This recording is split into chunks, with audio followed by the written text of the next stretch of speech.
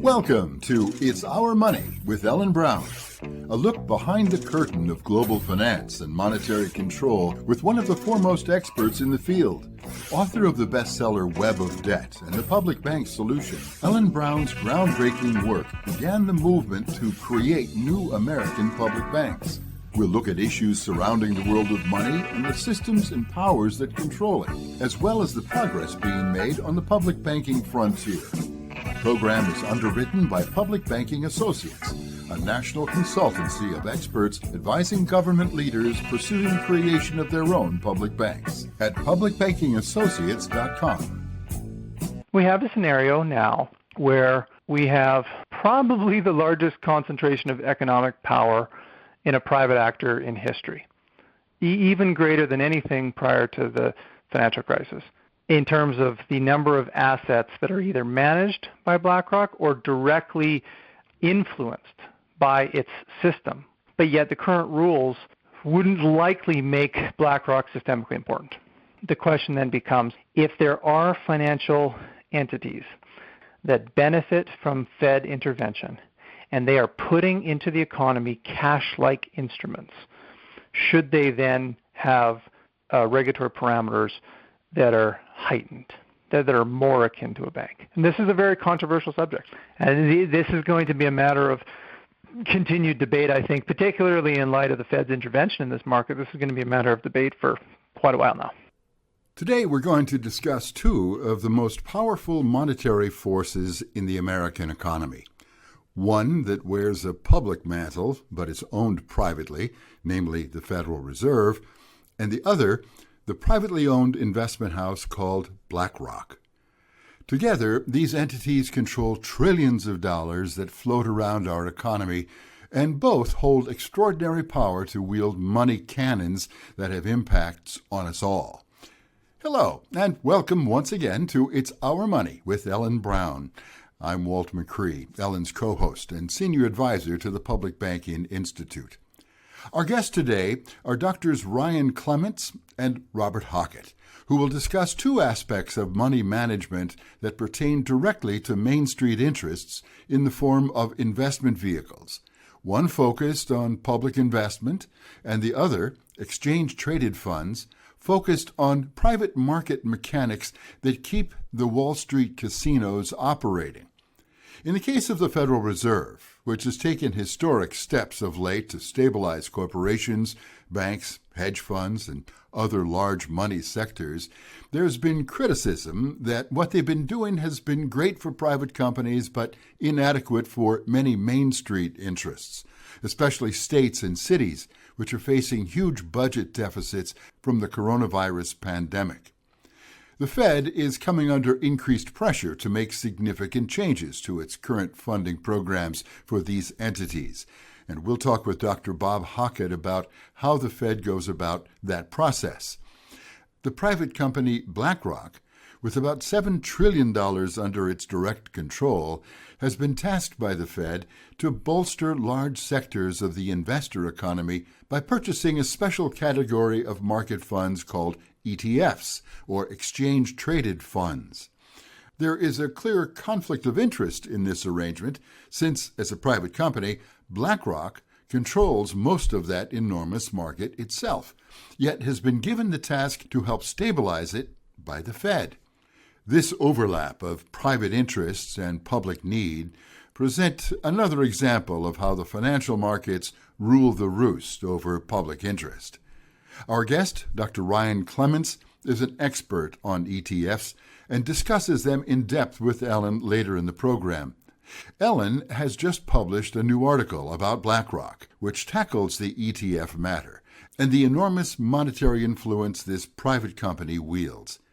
Let's talk with her now. Well, Ellen, as we pull back the curtain of monetary intrigue and surprises, this week you've exposed a 7 trillion-ton gorilla, whose name most people don't know, but whose influence is clearly established. In your latest article, Tell us about why BlackRock represents perhaps one of the most powerful influences in the country. Well, as you mentioned, it's got $7 trillion under management. It's the world's largest asset manager, and most people don't even know. They've not only never heard of BlackRock, they don't even know what an asset manager is. And BlackRock's big business now is exchange-traded funds, and most people don't know what that is either, unless they're actually trading in them. But and BlackRock has suddenly appeared and is now managing up to $1 trillion out of the $4.5 trillion that the Federal Reserve has made available now that it's partnering with the Treasury to set up these special purpose vehicles that allows the Fed to do with it what it's otherwise not allowed to do, which is to buy toxic assets, basically. And the reason they picked BlackRock, allegedly, was because BlackRock had already done the same thing after 2008 with the toxic mortgage-backed securities that were on the books of AIG and Bear Stearns. And these were called Maiden Lane, these facilities. So I think I discussed before about these 11 facilities that were set up.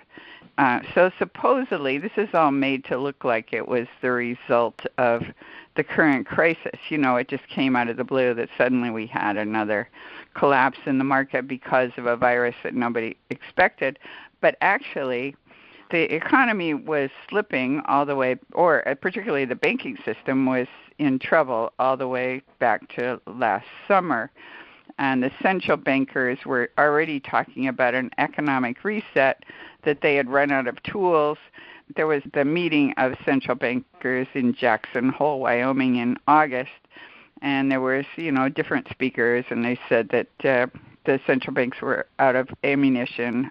What they normally do to stimulate the economy is drop interest rates, and that's supposed to encourage people and companies to borrow, and then the new credit will get money into the economy, and that'll stimulate the economy. But they were already down as far as they could go, and some European countries were already in negative interest rates. So that tool was pretty much gone, and they were still facing a recession, and were expecting more of a recession. So at this meeting, there were 4 BlackRock executives led by Philip Hildebrand, who was a former Swiss central banker. So 3 of the 4 were formerly central bankers, but they all now work for BlackRock. And they came out with this white paper, this proposal that said that what they really needed to do was to expand their abilities by actually partnering with the Treasury and setting up this credit facility that would be a standing credit facility, but would only be used in the event of a crisis. So it would be a way it was a form of helicopter money. But they didn't think that the Fed should be doing helicopter money directly, showering the people with money, which is what the original meaning of helicopter money was. It would just be a way to funnel new money created by the Fed into the economy through the Treasury, which meant, through Congress. And it would be administered by private technocrats or, experts in the field. Well, so in March, the crisis happens, and suddenly we see these special purpose vehicles emerging that were called facilities, just like this credit facility. So these 11 credit facilities were created by the Treasury and the Fed, supposedly under the CARES Act, but you can be sure that Congress probably didn't have much to do with it. It was probably the Fed that set it all up. It was a way for the Fed to buy toxic assets that they couldn't otherwise buy. And BlackRock, sure enough, was the independent expert that was put in charge of deciding who got the money, or where the credit risks were, and so forth. BlackRock's own business, or their biggest moneymaker, is exchange-traded funds, and these are very popular now in the stock market. It's where they're very liquid, so you can buy and sell them any time of day. They are a basket of underlying things, like it could be, the relevant ones here are the corporate bonds. So a basket of corporate bonds that aren't liquid And you don't want to, like you as an investor, don't want to be getting in and out of particular bonds, and you don't know which ones to buy, et cetera. So you just buy the whole ETF, which would be basically you're buying the ETF of a particular market, like the S&P 500, for example, of corporate bonds. They've done very well, and it's the pension funds that are in them, and all the big funds use the ETFs, are highly invested in the ETFs, and I think individually you can buy them too, like with your 401k, et cetera. And they've gotten so popular because they're so liquid, and you could get in and out of them. But the nature of them is that it's sort of a winner-take-all business, and BlackRock has this very elaborate, sophisticated computer program that determines risk. And it has $20 trillion globally under management, which is, the size of the federal budget or the federal debt, or it's like a quarter of the size of the GDP of the entire world. I mean, it's absolutely massive. And nobody can compete with it. It's sort of like Facebook and Google, as our expert is going to say in this upcoming interview. So BlackRock's the winner. There are three leaders, BlackRock, Vanguard, and State Street, but BlackRock is clearly out there in front. So the ETFs were sinking in March. It works really well when things are going up, but when things start to go down and the investors try to get out of the deal, then it's very hard for the ETF to sell the underlying bonds or whatever the ETF is made up of, because it's not. That's the whole point of it, is to turn something that's not liquid into something liquid, or something you can trade very quickly. But then if you try to get out of it, then you've got to sell off those things, and if they're not so liquid, then you've got a problem.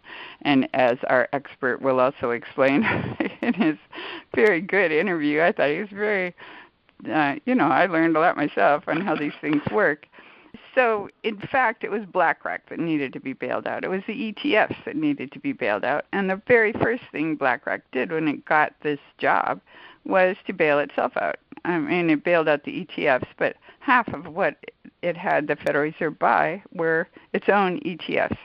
So it bailed itself out, and as our expert, Professor Clements, will explain, if that hadn't happened, the market really could have collapsed, because things are so interconnected. So the Fed makes a good case that they had to bail them out. They had to buy the ETFs. But if it's so important that the whole market can go down, if the ETFs go down, then they really should, and we the people have to bail them out, then they really should be regulated. But I think they should be more than that, because when we say regulated, what is typically meant is that they have to have a certain amount of capital, et cetera, to make sure they don't go bust. In other words, it's all about protecting the market, the stock market. But it looks to me like the way they need to be regulated is that they're squeezing everybody out who does not own some of the ETFs, or it's not a big pension fund, and they are making the decisions about. They vote the shares on all the stocks they own. They own a controlling interest in 90% of the companies in the S&P 500, and they're voting those shares. So, and they're voting against us, the people. So they always vote, or typically vote with management, which means they're going to vote down things that are, whatever initiatives about the environment and that kind of thing, or labor rights, that sort of thing. So it's a very discriminatory. It's supporting the financial market, and it's not supporting the consumer producer market where the rest of us live and work. I think it needs, right? Yeah, it needs to be made a public utility, in the sense that it needs to have a mandate to actually serve the public interest. If it's going to be so massive, and if it needs our support, if it needs the Federal Reserve to bail it out, so it's like one of the banks that are supposedly under the Fed's purview, yeah. then There was an article that you quote in your article called "Foxes in the Hen House," and it says, quoting here, that it's not classic capitalism that we're dealing with here, but rather state monopoly capitalism, where giant enterprises are regularly backstopped with, as you're saying, public funds. And the boundaries between the state and financial oligarchy are virtually non-existent, which is, of course, the same lament and the same story we've been giving in a variety of different ways for the last several years. But it really seems to be intensified now as we see the markets really just being on the verge of collapsing from economic realities, and all of this public money that we're providing in a variety of ways is propping up the market, but not the real productive economy. So what we really need to do, looking on the positive side, is that now that it has been acknowledged that the Fed needs to, they're the only ones that can stimulate the economy and get new money out there, particularly in situations like this, is that they need to do some real helicopter money where they're really dropping money on the people. So they could do it in the form of universal basic income. They could make zero-interest loans to state and municipal governments, which is our other expert, Bob Hockett, will be talking about. The Municipal Liquidity Facility is definitely discriminating against state and local governments because there's a very high bar for what state and local governments qualify, and the interest rate is prohibitive, so nobody's really going to use it, whereas the banks can borrow for free now at the Fed's discount window. And so what we need is set up our own public banks, and so that we do, state and local governments can also borrow free at the discount window. Yeah, on the Fed lending program's recent study, just very recent, indicated that 97% of the qualifying states and municipalities would not benefit and could not benefit from the way the municipal liquidity facility is set up. The rates are high, there are penalty rates involved, and so, what value is it to most of Main Street America? Not much. The Fed can lend to its buddies on Wall Street, but apparently is very stingy when it comes to giving it to the people and where it's needed. Well, Ellen, your article has had several different titles to it. Which one is your favorite?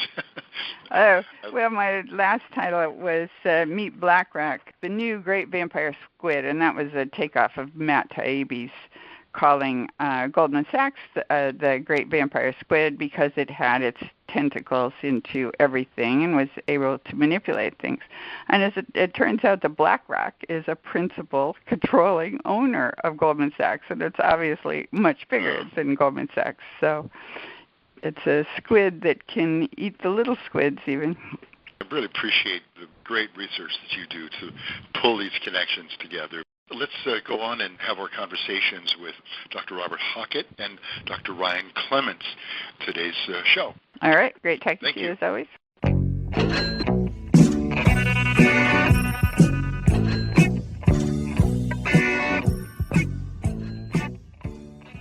In 2008, the Federal Reserve got deeply engaged with bailing out major financial institutions that were later to be classified as systemically important, to the tune of $29 trillion, which, by the way, was done without congressional oversight or input. It did so with little to no help for Main Street America, you might recall, and millions of people lost their homes and jobs. The Fed's response to the coronavirus financial fallout is different, however. And while the banks didn't create this crisis, they're still getting vastly superior financial support than Main Street. This is seen most clearly with states and municipalities, which are even more severely impacted in this current crisis than in 2008 and 2009. Today, we're pleased to have with us once again renowned economist and Cornell professor Dr. Robert Hockett to take a look at how the current Fed response has improved on its earlier crisis performance, but is still missing the mark in its program for relief of struggling local and state governments. By far the lion's share of the assistance is still going to those usual suspects, right? Those larger financial institutions of the kind that we saw being rescued in 2008 and 2009. And so the amount that's being sort of designated for or directed towards small businesses and cities and states is relatively small compared to that total. On the other hand, of course, it's relatively large compared to 08 and 09 because there was none of it in 08 and 09. The other problem is that there are certain sort of terms or conditions that are attached to the community QE funding in particular, right? Well, the MLF or Municipal Liquidity Facility, but really out of place. They just don't make any sense given the purpose of this facility, right? Basically, cities and states are too big to fail. The Fed, you would think, as our central bank, would really want to focus on that. That's exactly right. I mean, that's one, I think an instructive way of sort of comparing the cities and states on the one hand to the large financial institutions that are also the sort of beneficiaries or objects of Fed largesse on the other hand, is that they are simultaneously, more too big to fail, so to speak, than those financial institutions are, and furthermore, less warranting of the kind of penalty rate language or the kind of coinsurance or deductibles that you would normally want to impose on a rescued TBTF financial institution on the other hand. So what I mean by that is, our cities and states really are at this point, as we've talked about before, functioning as our de facto federal agencies in the national pandemic response, right? The current executive has been singularly ineffective, inattentive, and so what normally would have been dealt with by federal instrumentalities or federal agencies, because it is indeed a national pandemic, are being dealt with instead by city and state instrumentalities. They are our de facto federal agencies now. And that means what stands between us and mass death, right? I mean, hundreds of thousands of additional deaths. So in that sense, they're much more essential to our functioning, to our even living or surviving that any financial institution has ever been. And in that sense, they're much more TBTF, so to speak, than are any financial institutions.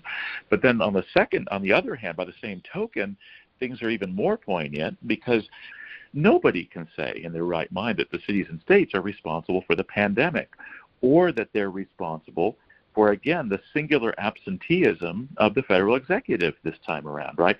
I mean, how would states have stopped the pandemic from happening? Do they control our borders? Would they have sort of shut down all the incoming traffic from China or from Europe or from wherever? I mean, would any state or city have the jurisdiction required to mobilize across a sort of an interstate cross-continental, nationwide pandemic response or testing and contact tracing program or to, some sort of a program that would avoid states or cities having to compete with one another for short supplies of hospital equipment or respiratory ventilators or the like? Of course not. That's exactly why we have a federal government, because the federal government does that. So we can't blame states or cities for the pandemic, but we should also view them as not being proper targets of penalty rate charges or things like that as sort of the cost that the Fed would impose as a condition of the federal aid, right?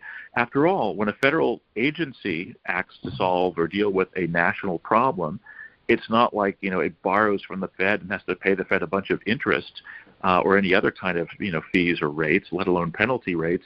In so doing, it simply gets funded. It's a federal agency. It's federally funded to do a federal thing.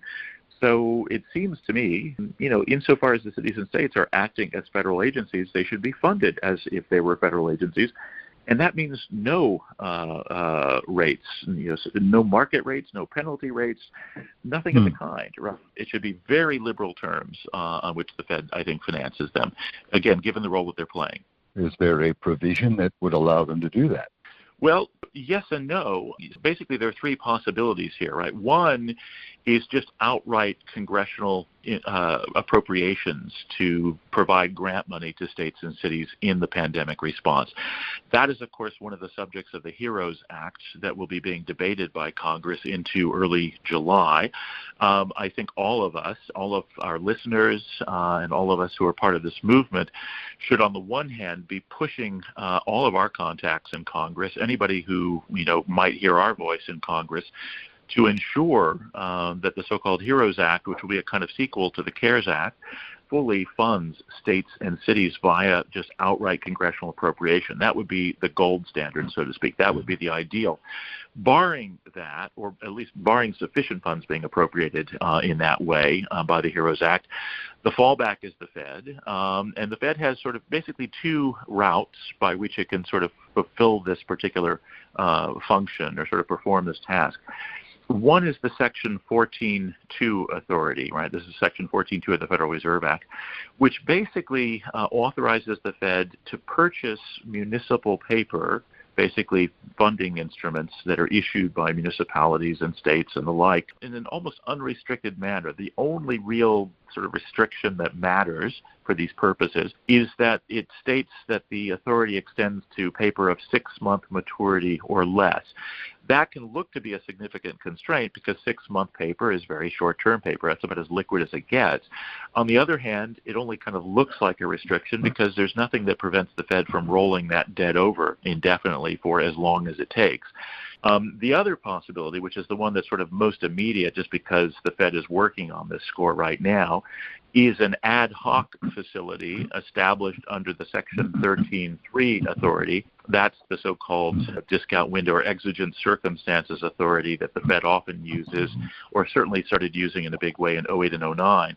So essentially what that permits the Fed to do is it basically affords the Fed a great deal of discretion in developing sort of ad hoc facilities to sort of deal with very specific problems if they look to be truly systemic in character, right, sort of potentially cataclysmic in character, hence that phrase exigent circumstances. And then finally, thirdly, is kind of weird. It makes very little sense. It doesn't really make any sense, in fact, to be operating the MLF solely out of the New York Fed in Lower Manhattan. This is not meant in any way as a kind of, slagging of the New York Fed. But it doesn't make sense, it seems to me, to administer a facility that's meant to essentially provide funding to every state and municipality across our continent-spanning republic, to house all of that in a relatively small-staffed institution in Lower Manhattan. So why would you still want to do this out of the New York Fed? Do it out of the regional Feds. Basically rediscover the 1913 mandate that made the Fed what it is, that basically gave us a distributed Fed or a federated Fed in the first place, and basically distribute the administration of the MLF and distribute the administration of the Main Street lending facilities too, while you're at it, over all of the regional Feds. And that would be the way to do it. So if we were to do that, right, if we were to eliminate all of the, rate and rating requirements, bond rating requirements and market rates and penalty rates first. Second, radically open up the eligibility criteria further, maybe even just eliminate them altogether and simply, at least in any kind of formalistic sense, and simply say if you are a public sector instrumentality that is handling pandemic response over any number of people, 25,000, 5,000, however small or large your township is, if it is handling pandemic response, you get federal funding to do it for as long as it takes. Just drop all of that kind of stuff. And then, again, thirdly, put the administration of it distribute that administration over all of the regional Feds. Then I think the MLF would be able to live up to what its professed purpose is, as articulated by Chairman Powell in multiple speeches, especially starting in late March. That's Cornell professor Dr. Robert Hockett.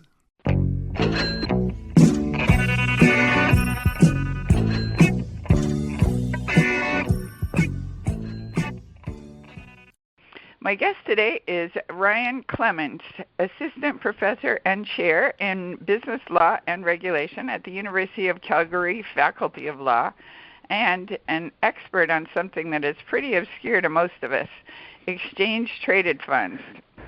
So it's great to be speaking with you, Ryan. Thank you for having me on, and I look forward to discussing the subject. Great. So most people have never even heard of exchange-traded funds or a BlackRock unless they happen to be trading and that sort of thing. BlackRock is the world's largest manager of exchange-traded funds and the largest asset manager. So the reason all that's interesting to us is that BlackRock has suddenly been put in charge of administering what could amount to $1 trillion in Federal Reserve asset purchases. And the first thing it did was to buy its own exchange-traded funds. So what I want to delve into and figure out is whether that was actually necessary to save the economy or whether it just saved BlackRock. And if the ETFs are so systemically important that we have to bail them out, whether it was a bailout first, and then if they're so systemically important that we have to support them, whether BlackRock shouldn't be regulated. Right now it's escaped every form of regulation. But starting at the beginning, could you explain to us what ETFs are and how they work and how they've grown to be so important in today's markets? Yes, absolutely. I'd be happy to do it. And I'm also, in addition, happy to discuss some of their involvement in the sell-off associated with the COVID pandemic. So exchange-traded funds are probably the most popular financial product innovation since the 2008 crisis. Effectively, an exchange-traded fund is an investment vehicle that provides an exposure to an underlying basket of assets, just like a mutual fund, but it has some very particular distinctions from a mutual fund.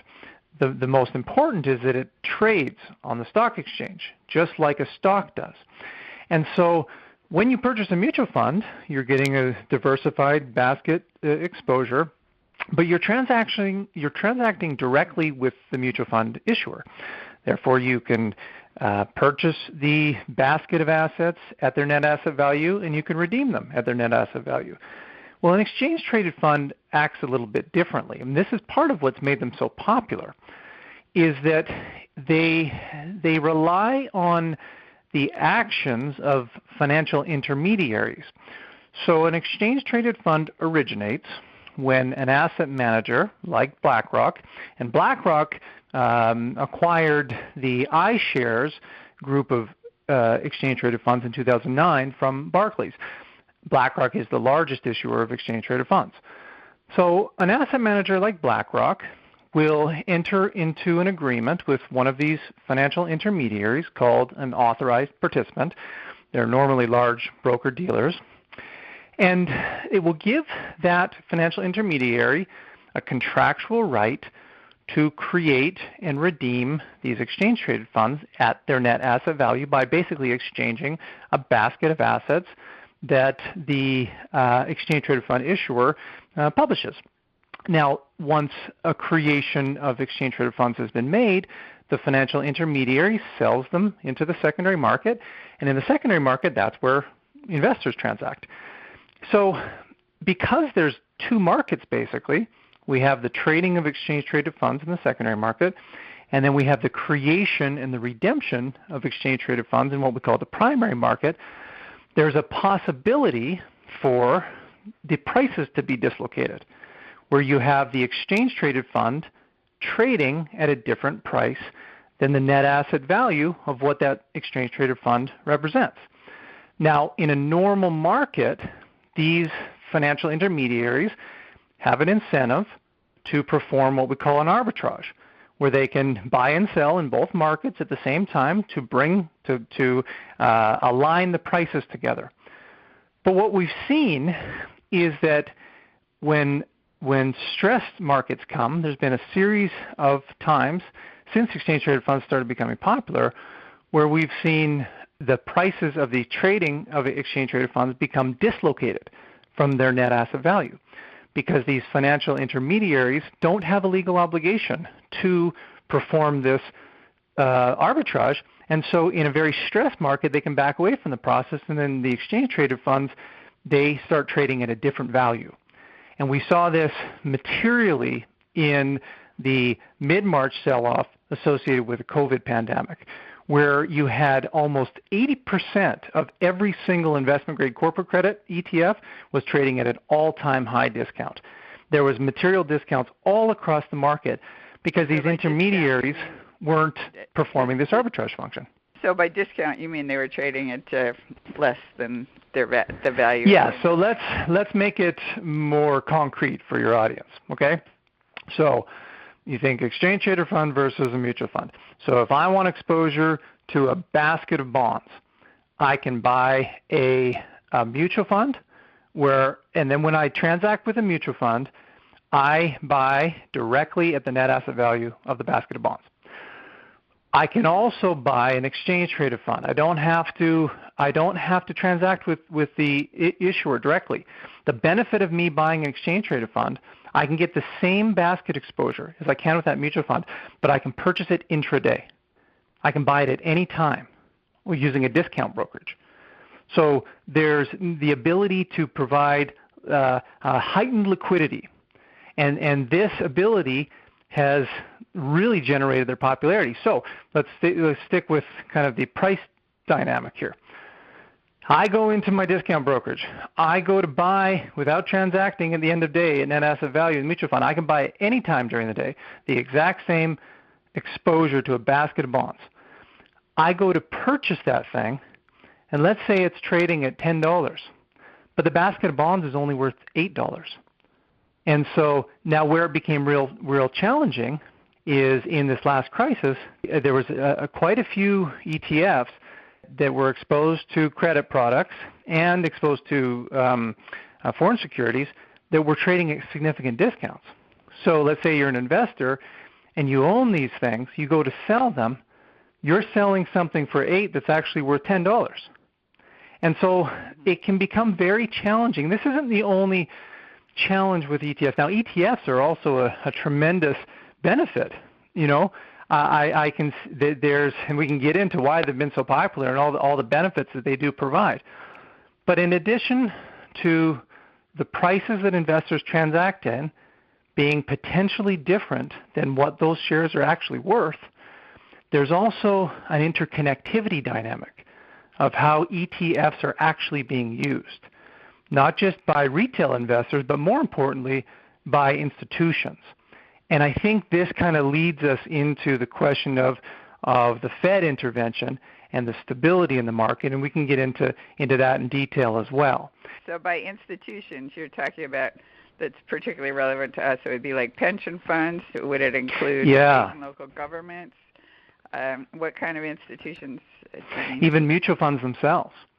And so in the lead up to the crisis, there was some increasing evidence that mutual funds, pension funds, hedge funds, basically institutional asset managers were using ETFs because of their high liquidity, particularly fixed income ETFs, as cash substitutes, in the same way that they were in the lead up to the 2008 crisis.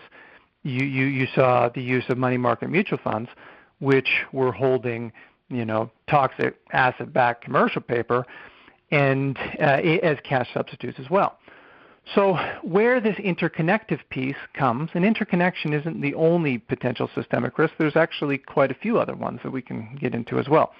But on the interconnection piece, what you have is two things I want to talk about.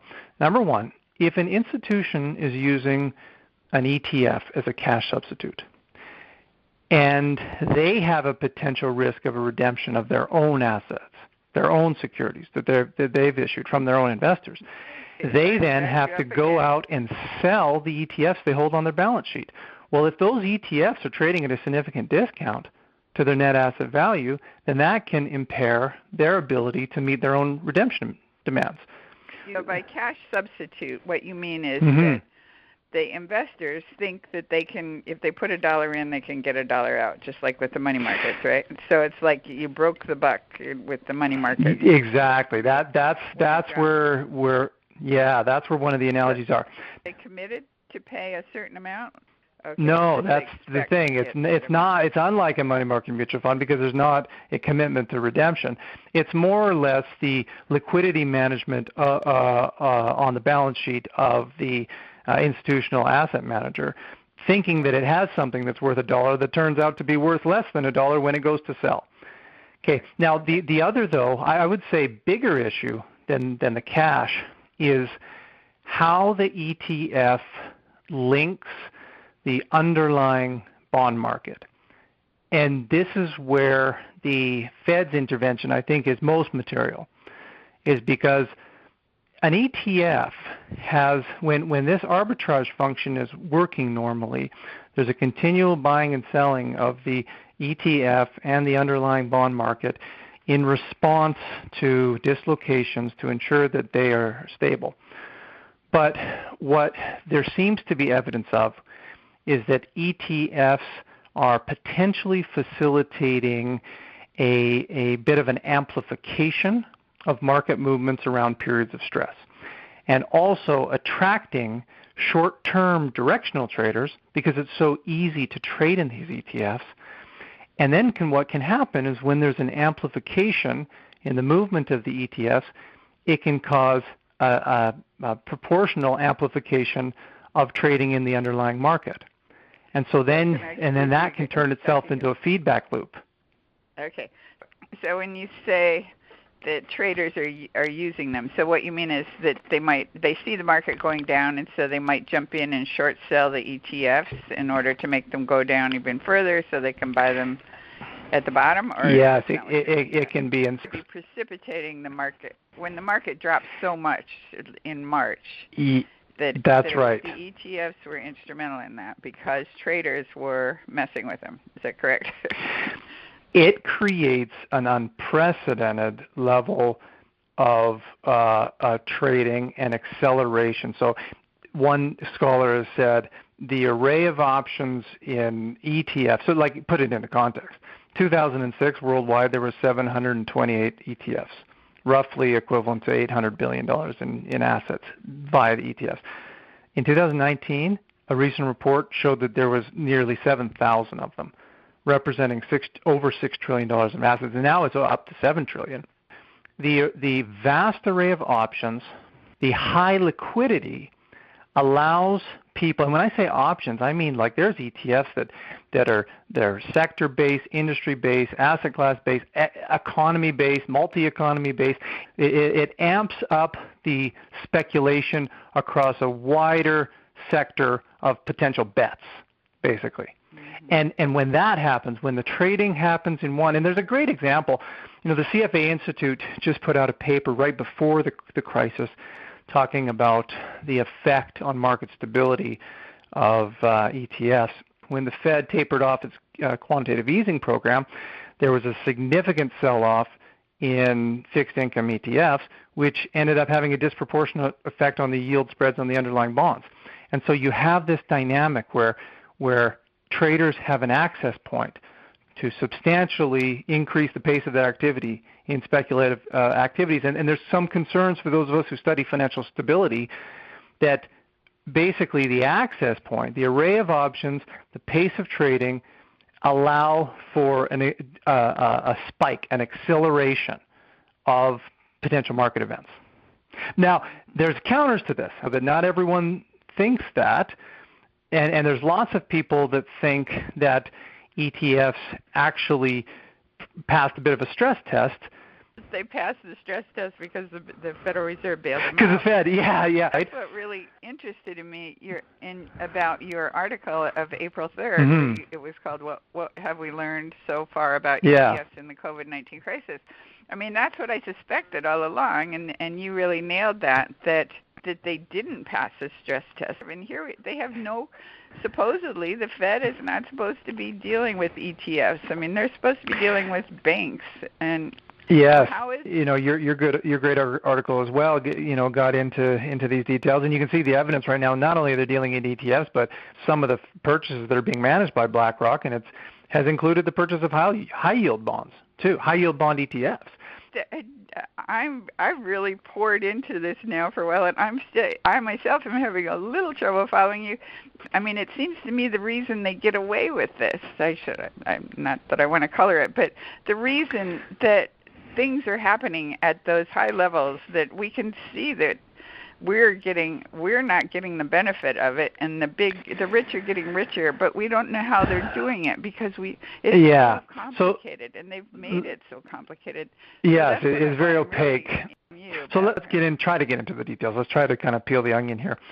And so let's start with kind of the pro-Fed intervention dynamic using the ETFs as the vehicle to do that. Now, aside from the conflicts of interest of having BlackRock manage the purchases and the subsequent clear evidence that the majority of the purchased ETFs have been BlackRock's own shares, Here's kind of the justification, is that the ETFs, so when the sell-off happened, the bond markets froze.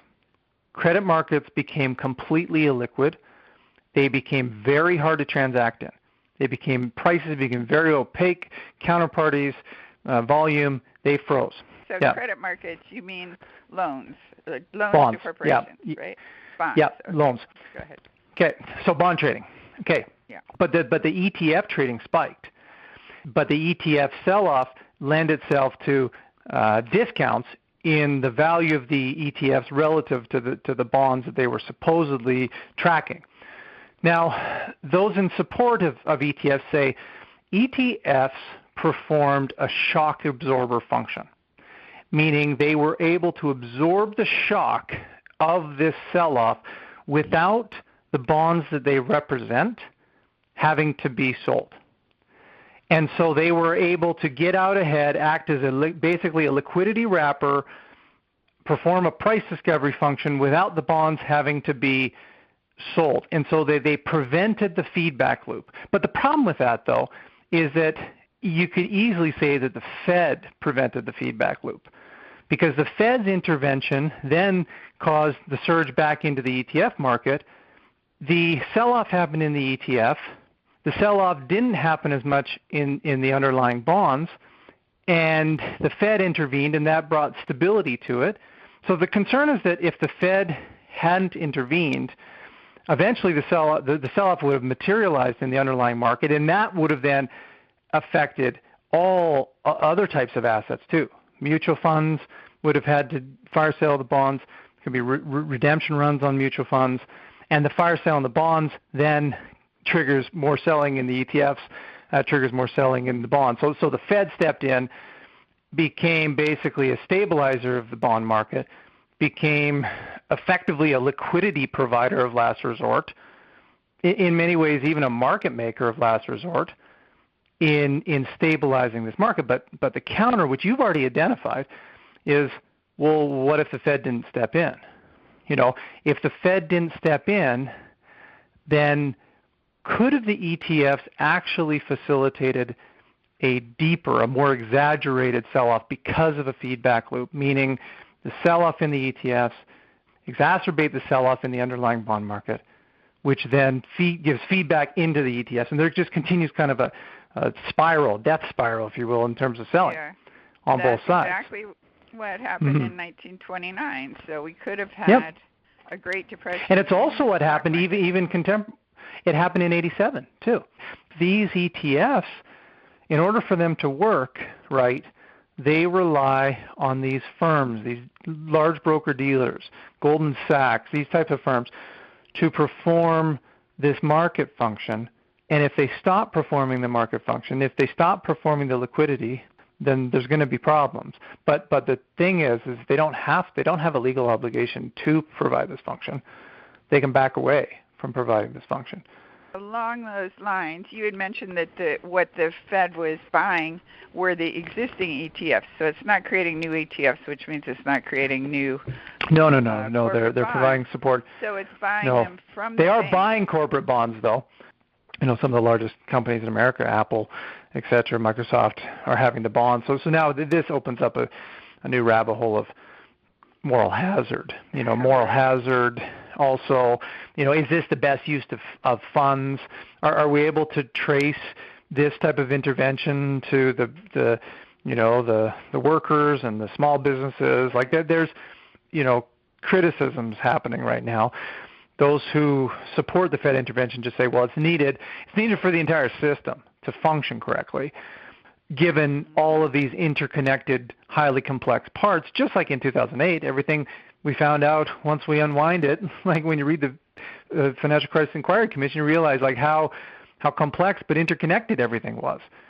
And seeing how after 2008 we've seen similar interconnection and complexity, but in different instruments, but similar dynamics.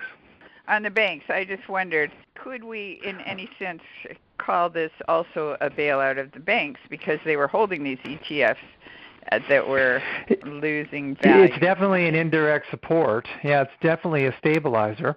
ETFs are actually the largest holders of bank stock across the board. Yeah. So, and it brings the question of, well, why an ETF? Why use the ETF as a vehicle for economic support and stability? And the simple answer is because the size of the ETF market and the representative ownership that these ETFs have in these underlying assets across the board.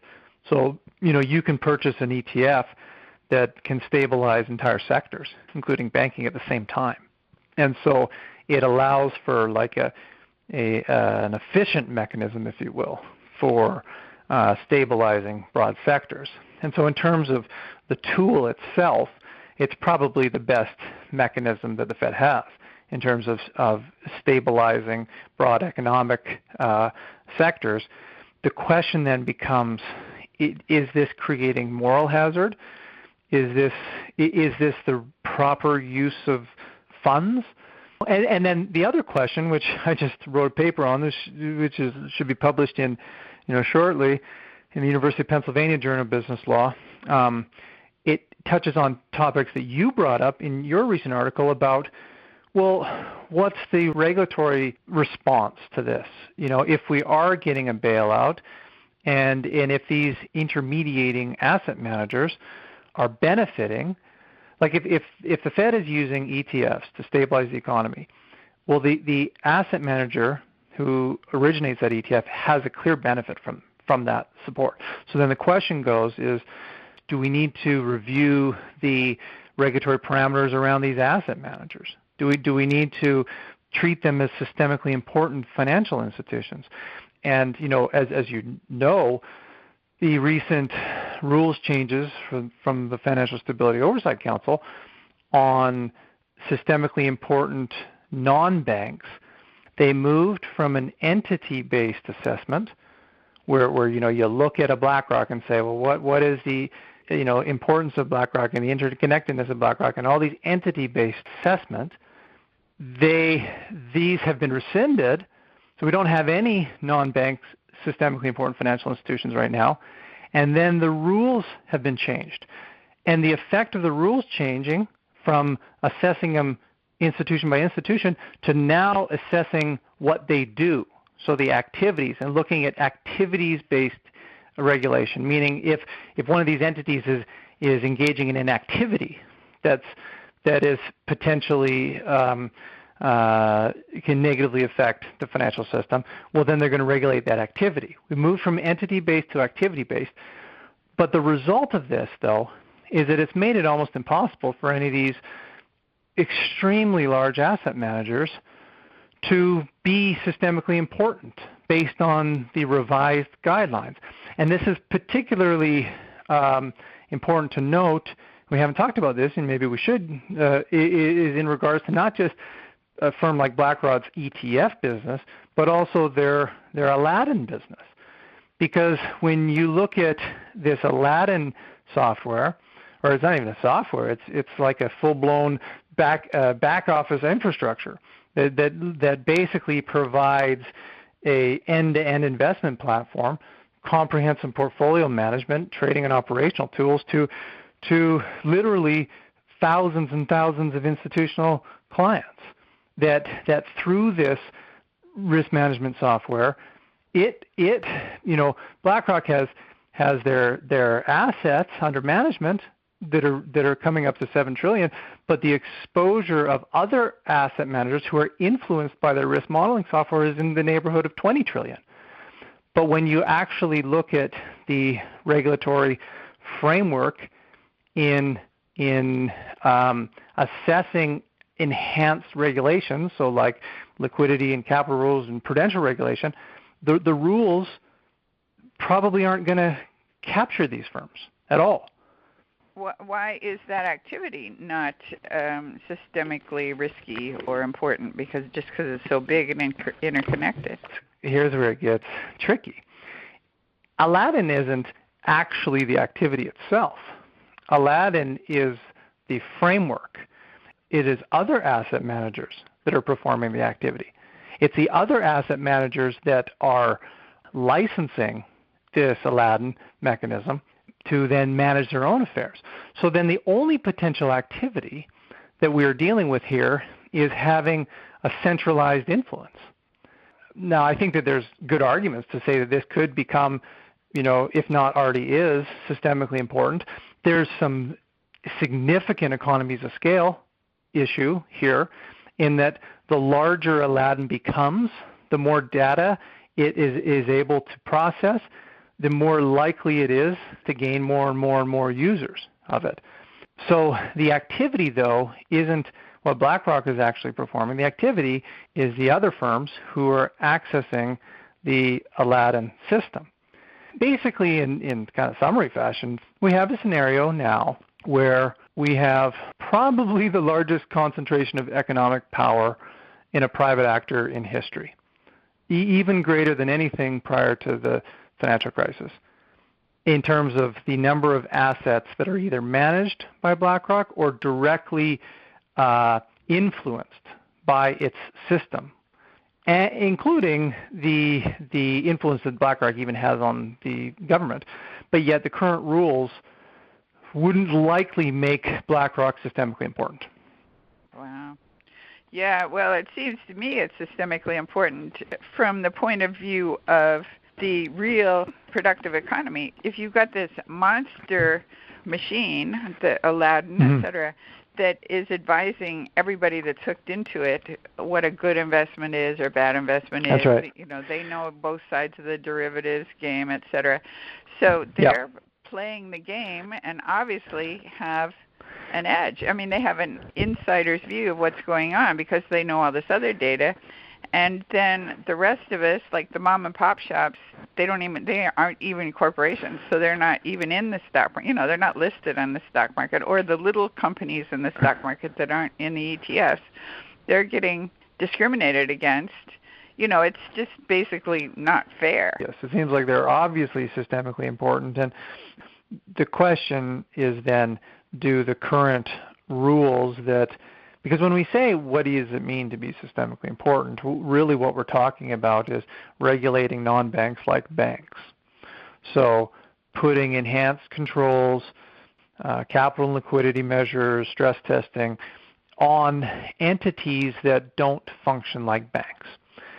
And that's been very controversial. I think it becomes more material when you start realizing that ETFs are being used like cash. And so they are actually, other institutions are holding ETFs on their balance sheets the same way they were holding money market mutual funds. And so then the question then becomes, if there are financial entities that are operating that benefit from Fed intervention and they are putting into the economy cash-like instruments, should they then have regulatory parameters that are heightened, that are more akin to a bank? And this is a very controversial subject. Yeah, well, that was a great explanation. Very complicated, but I got a lot out of it. So we're coming up to the end of our time here for this program. But thank you very much for explaining all that. Sure. Thank you for having me. Thank you so much for talking to us. I'll just spell your name in case anybody's looking you up. So it's RyanClements with a T. Okay. That's correct. Bye. I've been speaking with Ryan Clements, Assistant Professor and Chair in Business Law and Regulation at the University of Calgary Faculty of Law. Well, that's it for this edition of It's Our Money with Ellen Brown. Our thanks to our guests, our sponsor, Public Banking Associates, and to you for listening. Be sure to check out Ellen's latest writings on the economy and the changing world of money by visiting ellenbrown.com. And for more information on public banking, visit publicbankinginstitute.org. For information on how local and state government leaders can obtain professional insight and counsel about public banks from key national experts, visit publicbankingassociates.com. I'm Walt McCree. See you next time on It's Our Money with Ellen Brown.